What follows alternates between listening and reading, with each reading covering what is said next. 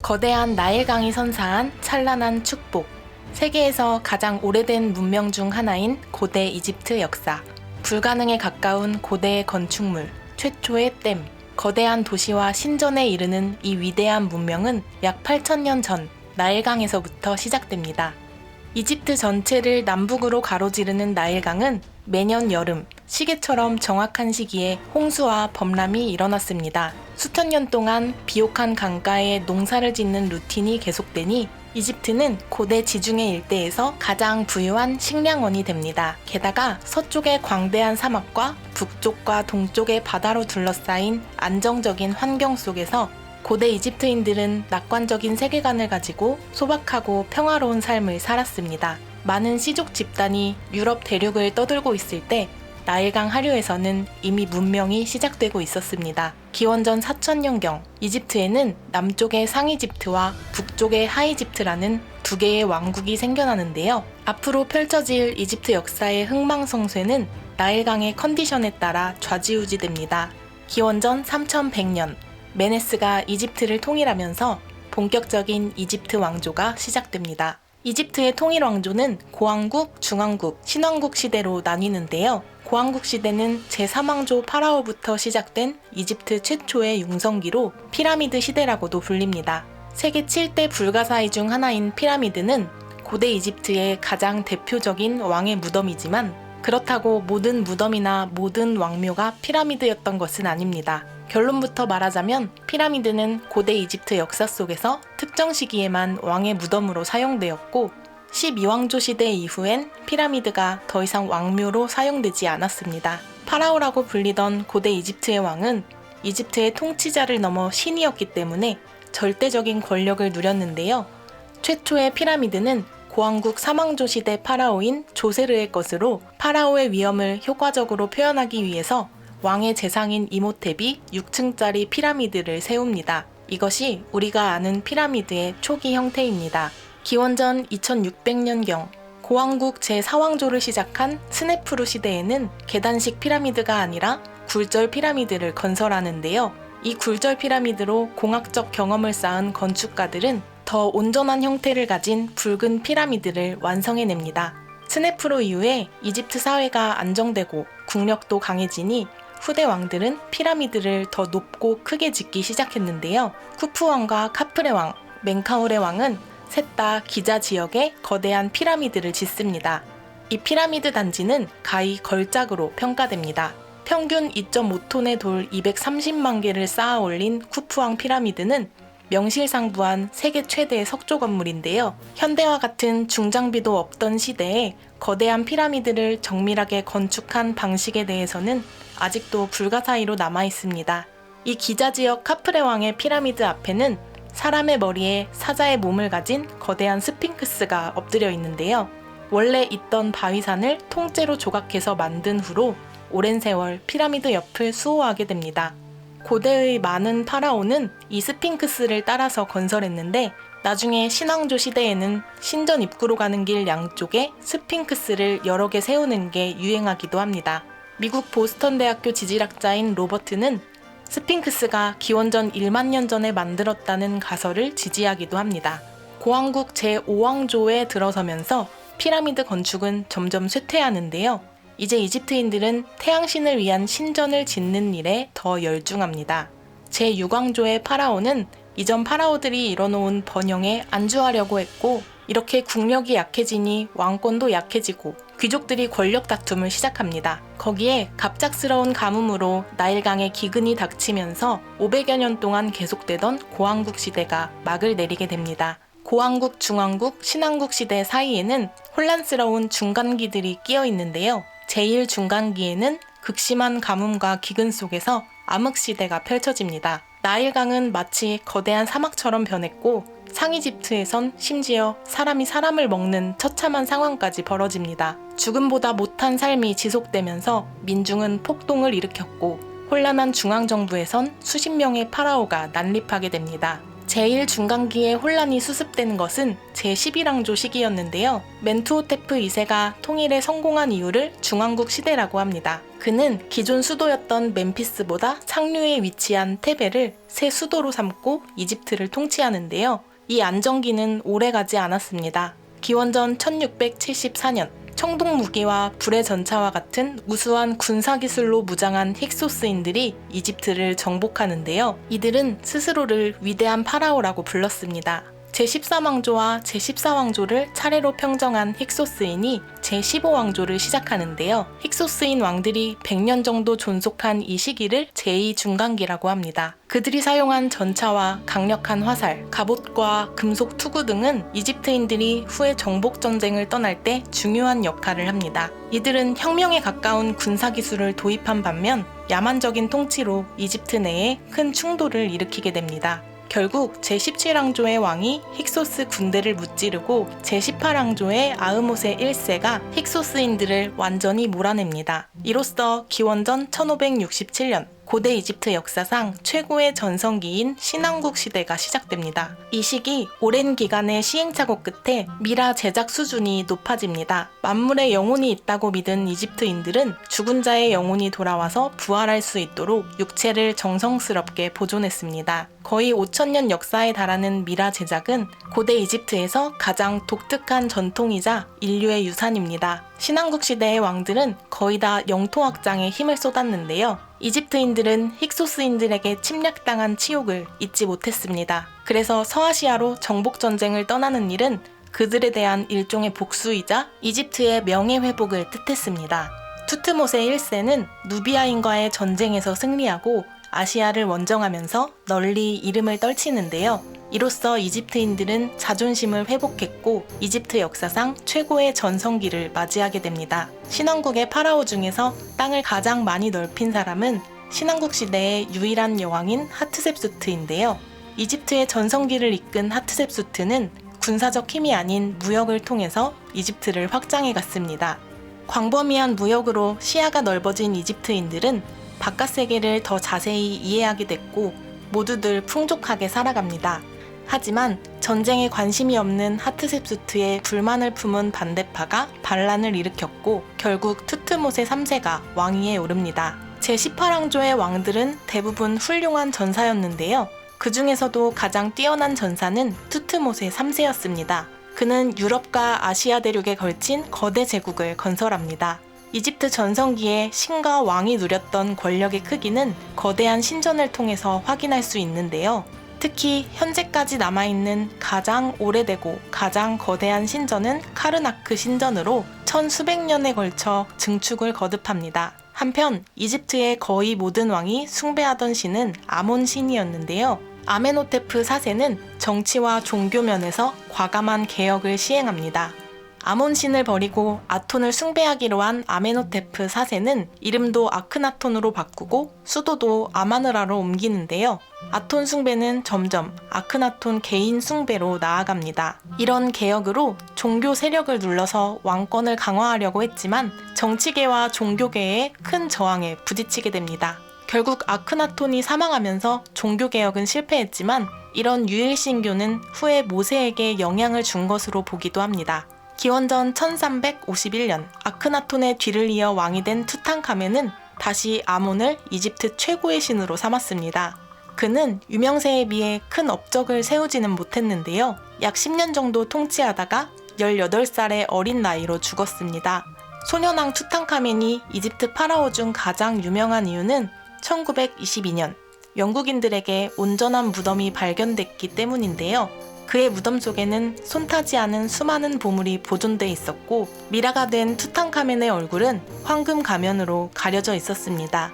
투탕카멘의 머리 한쪽은 뭔가로 세게 맞아 뼈가 으스러져 있었는데 학자들은 투탕카멘이 암살당했을 거라고 추측했습니다. 고왕국 시대에 범접할 수 없는 신비함이 있었다면 신왕국 시대에는 사상 최대의 국토와 화려한 문화가 있었는데요. 기원전 1318년 시작된 제19왕조에는 신왕국 전성기의 대표 파라오인 람세스 2세가 있었습니다. 람세스는 약 66년이나 재위하면서 수많은 기념물을 세우는데요. 대표적으로 4개의 거대한 좌상이 있는 아부신벨 신전이 있습니다. 이것은 이집트 건축 역사상 처음으로 산에 지은 건축물로 20m 높이의 거대 조각상 4개는 모두 람세스 2세를 조각한 것입니다. 위대한 업적을 남기고 싶었던 람세스 2세는 아시아의 새로운 강적인 히타이트에 맞서 대대적인 아시아 출병에 나섭니다. 두 나라는 시리아와 팔레스타인 등지에서 수많은 전투를 치르는데 그중 가장 치열한 전투가 카데시 전투였습니다.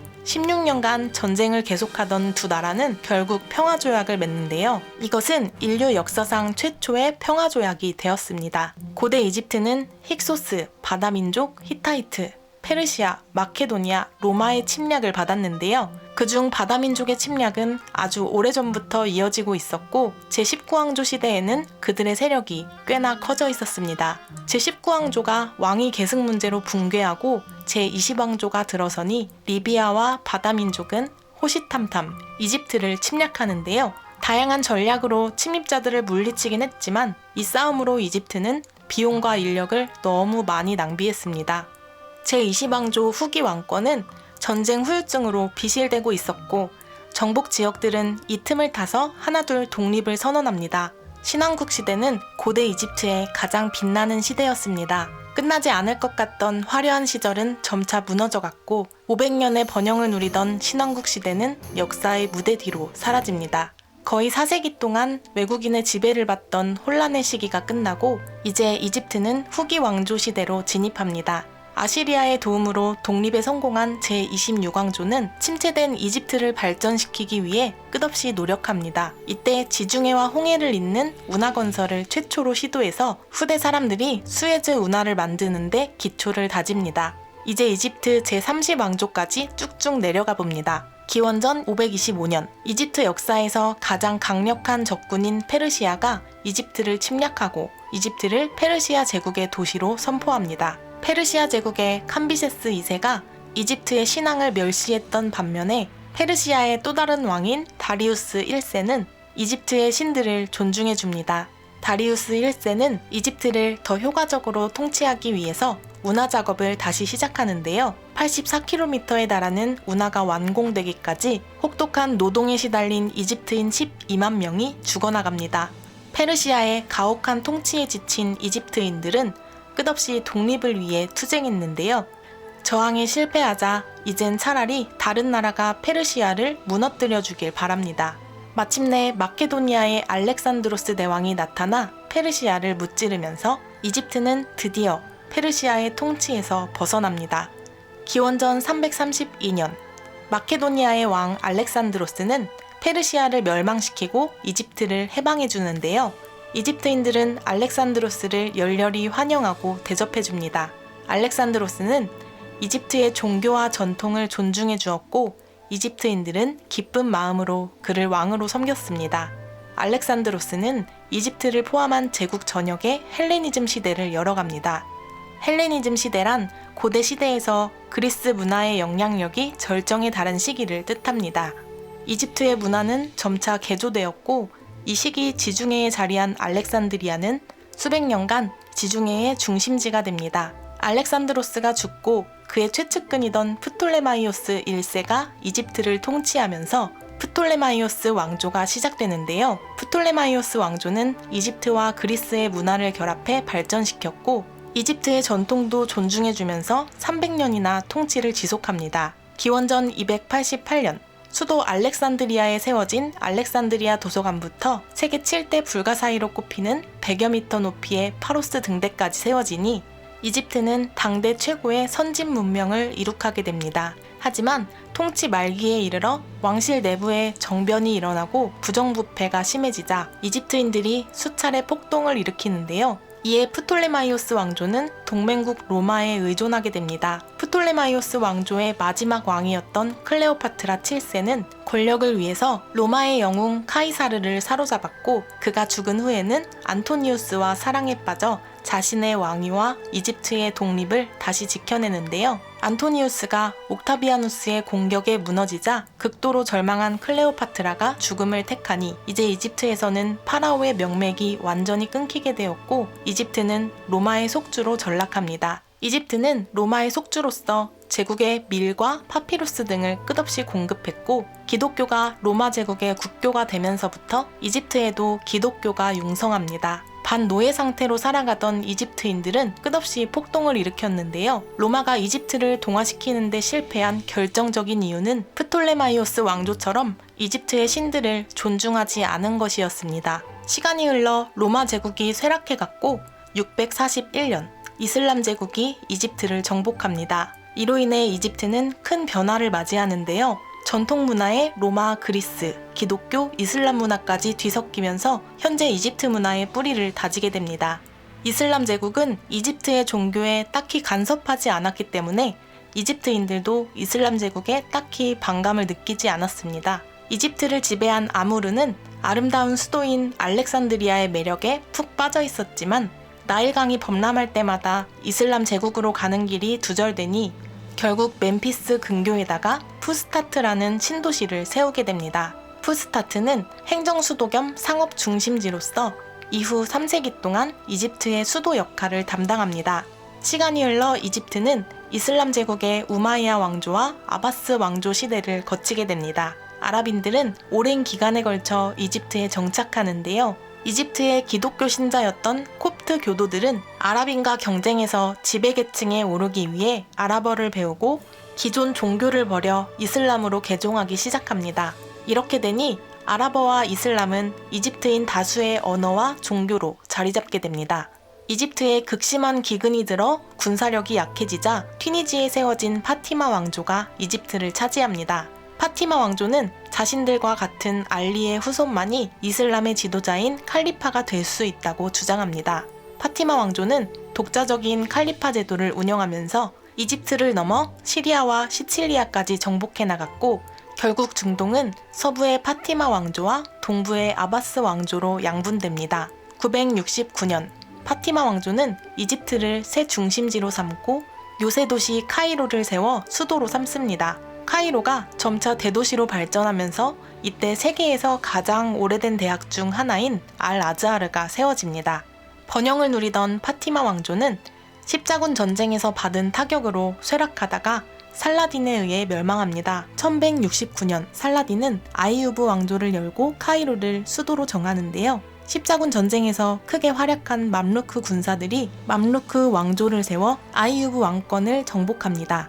이로써 1250년 노예가 세운 이슬람 왕조인 맘루크 왕조의 시대가 열립니다. 맘루크 왕조는 독특한 권력 계승 제도를 가지고 있었는데요. 술탄의 아버지가 아들에게 권력을 물려주는 일도 일부 있긴 했지만 보통은 권력 쟁탈전에서 이긴 사람이 술탄의 자리를 꿰찼습니다. 1492년 치명적인 전염병이 창궐하면서 매일 10,000명 이상이 죽어나갔고 맘루크 왕조 말기에 과도한 세금과 왕실의 사치가 반복됐으며 1516년에는 오스만 터키군의 공격을 받고 다음해 무너집니다. 이제 이집트는 오스만 제국의 속주가 됐습니다. 그런데 시간이 갈수록 오스만 제국의 지배가 약해지면서 남아있던 맘루크들이 득세하게 되는데요. 1798년 나폴레옹의 원정으로 이집트가 잠시 프랑스 영향권에 들어가기도 합니다. 짧았던 프랑스 점령 기간에 민중혁명 사상이 이집트로 흘러들었고 이집트의 민중들이 자립을 위해 봉기하기 시작합니다. 이때 이집트와 아랍 근대사의 길이 남을 인물이 나타납니다. 1805년 알바니아 사령관인 무하마드 알리가 이집트 민중의 혁명과 지지를 등에 업고 총독이 된 겁니다. 그는 군대를 기반으로 대대적인 근대개혁을 단행했고 이 노력은 그를 근대 이집트의 아버지로 만들었습니다. 무하마드 알리는 1250년부터 이집트를 지배해온 맘루크 세력을 숙청하고 이집트에 대한 지배권을 확립해 나갑니다. 1869년 바다와 바다를 잇는 세계 최대의 운하인 수에즈 운하가 화려하게 개통됩니다. 하지만 무리한 강제노역으로 인해 수많은 이집트인이 과로와 영양실조로 죽어갔고 정부는 파산에 이르렀습니다. 결국 수에즈 운하를 탐내던 영국에게 주식을 팔아야 했는데요. 수에즈 운하의 경영권을 쥐게 된 영국은 점차 이집트 내정에 깊게 개입하기 시작합니다. 1914년 영국은 이집트를 왕령 식민지로 병합하려 합니다. 이집트인의 격렬한 반대로 무산됐지만 이집트는 영국의 완전한 보호령이 됩니다. 이때 세계에 불어닥친 민족 자결주의 열풍으로 이집트에 격렬한 독립운동이 일어나는데요. 1919년 영국의 자국 통치에 분노한 이집트인들이 독립혁명을 일으키면서 1922년 마침내 이집트 왕국으로 독립하게 됩니다. 하지만 1936년에도 수에즈 운하에는 영국군이 계속 주둔한 상태였고 제2차 세계대전 기간에도 계속해서 영국에 끌려다니면서 독립국의 지위를 거의 누리지도 못합니다. 제2차 세계대전이 종결되자 영국이 팔레스타인에서 손을 뗐고 이제 아랍인과 유대인이 팔레스타인을 서로 가지려고 싸우는데요.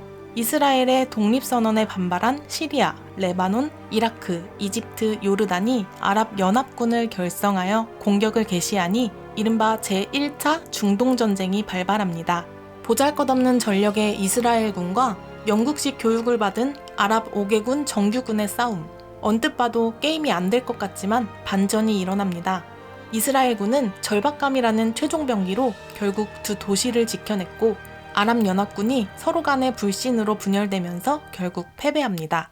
당시 이집트의 국왕 파루크 1세는 사치에 빠져 있었을 뿐 아니라 패전국이 된 상황에서 나라가 이래저래 시끄럽습니다. 이에 1952년 이집트 군인 출신 나세르가 쿠데타를 일으켰고 1956년 대통령에 취임합니다. 이제 이집트의 군주제는 사라지고 공화국의 역사가 시작됩니다. 나세르는 영국 소유였던 수에즈 운하의 국유화를 선언하는데요. 이에 반발한 영국과 프랑스 그리고 선박 통과를 금지당해서 뿔이 난 이스라엘이 이집트를 공격합니다. 이것이 1956년에 일어난 제2차 중동전쟁입니다. 당시 미국 정부는 자신들과 상의도 없이 과격한 전쟁을 벌인 삼국에 분노했고 유엔의 중재로 1957년 전쟁이 종결됩니다. 그 결과 영국과 프랑스는 수에즈 운하의 소유권을 완전히 상실했고 나세르를 중심으로 아랍 민족주의가 단결하게 됩니다.